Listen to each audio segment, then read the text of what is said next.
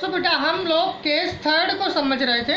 According to case third which transaction we will add and which transaction we will subtract. So हम previous video को ही continue करेंगे।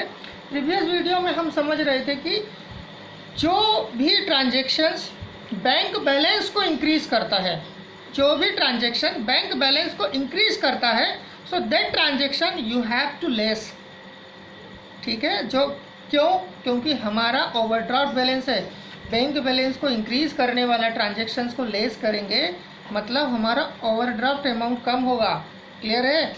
और जो transaction bank balance को कम करते हैं, सॉरी जो ट्रांजेक्शन बैंक बैलेंस को बढ़ाते हैं वो लेस होंगे, और जो बैंक बैलेंस को कम करते हैं वो ऐड होंगे।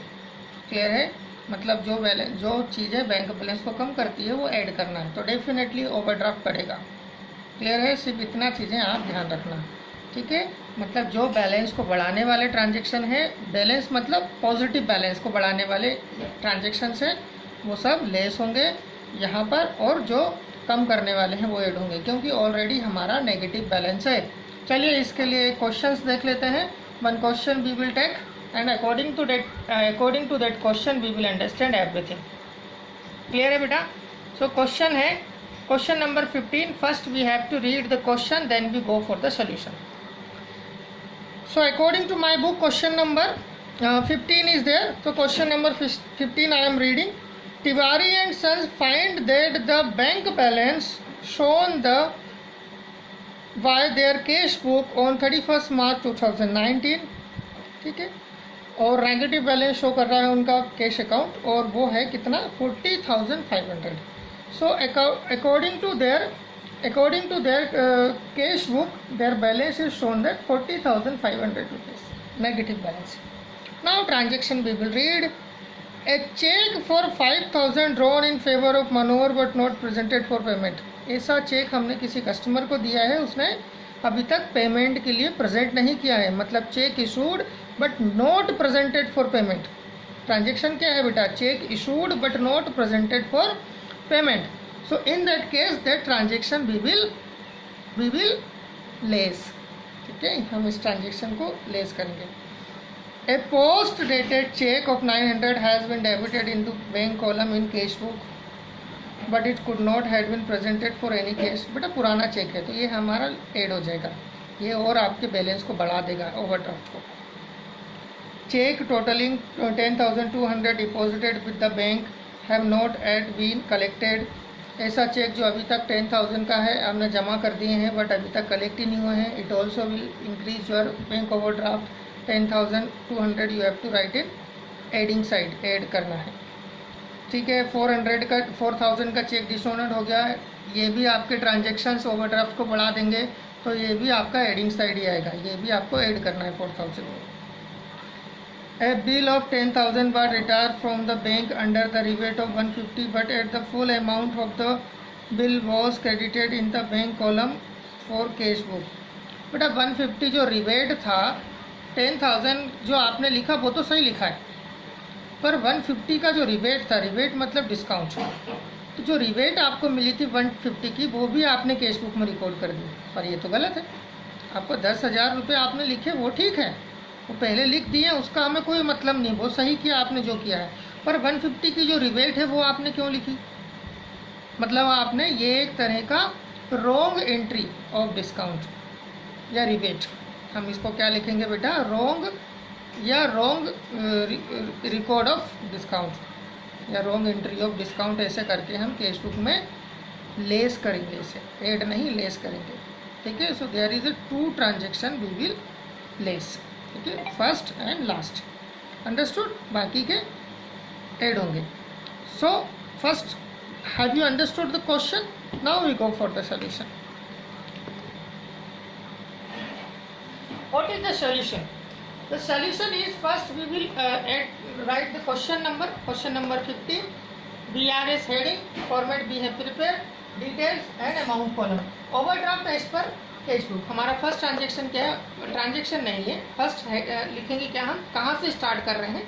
हम लोग ओवरड्राफ्ट से बैलेंस है, तो the overdraft balance is overdraft as per cash book is given 40,500। मैंने ब्रैकेट में लिखा है क्योंकि एक तरह का नेगेटिव बैलेंस है।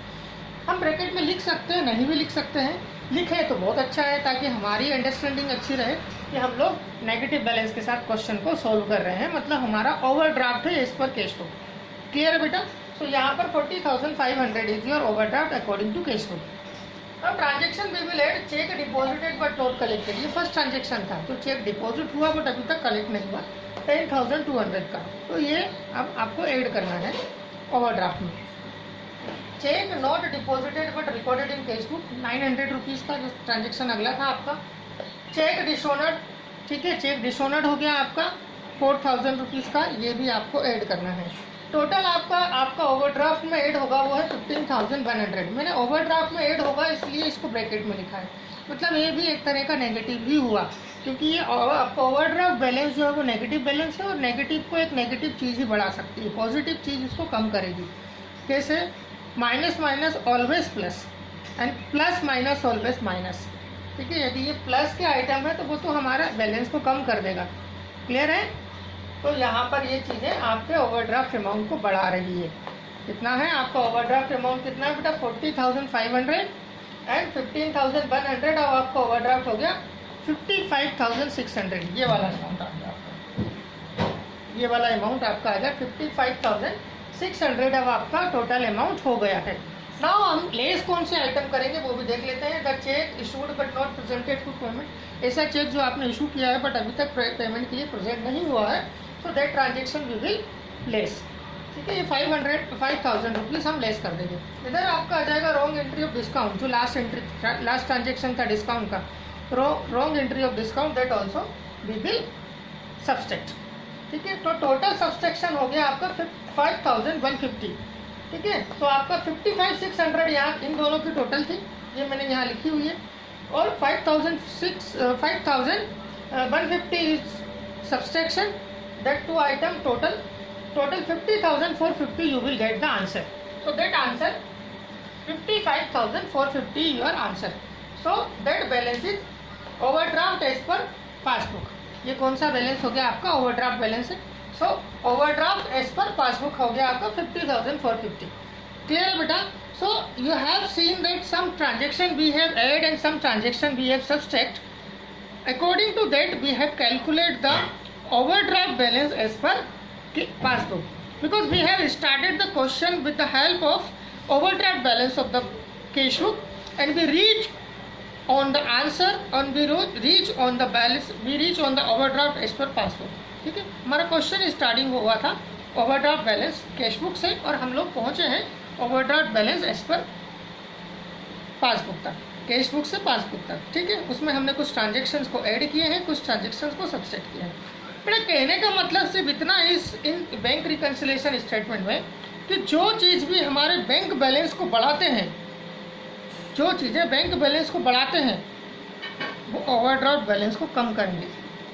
क्लियर है? क्योंकि ओवरड्राफ्ट बैलेंस हमारा एक नेगेटिव बैलेंस है, मतलब जिन जिन चीज़ों से हमारा बैंक बैलेंस बढ़ सकता है, बैंक का बैलेंस की बात कर रहा हूँ, बैंक बैलेंस मतलब पॉजिटिव बैलेंस, जिन चीज़ों से बैंक बैलेंस बढ़ सकता है वो सब ओवरड्राफ्ट को कम करेंगे, और जिन चीज़ों से बैंक बैलेंस कम होता है वो सब ओवरड्राफ्ट को बढ़ाएंगे। सीधी सी बात है बेटा, overdraft is a negative balance, यदि पॉजिटिव बैलेंस होता तो इसका नेगेटिव इफेक्ट होता, ठीक है। बैलेंस ये इफेक्ट जो है वो हमारा अलग हो जाता। क्लियर है बेटा? So understood that question. Now you have to do some another questions also. Thank you so much.